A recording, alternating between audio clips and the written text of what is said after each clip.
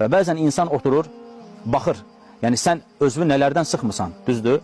Haram görəndə üzvü çevirirsən, günah eşidəndə qulağını tutursan, günah görəndə, haram görəndə başı aşağı indirirsən, bir də cahiliyyə dostlarına baxırsan. Yəni baxırsan ki, cahiliyyə dostları nələr eləmirlər ki?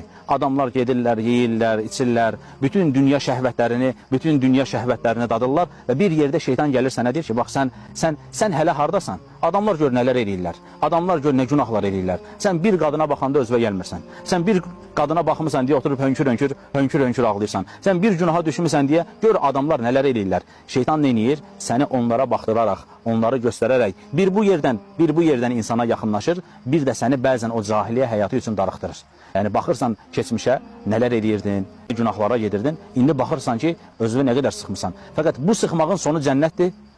İnsanın günaha meyl etməsi, günahlara qarşı səbr edə bilməməsinin aqibəti isə Allah qorusun cəhənnəmdir.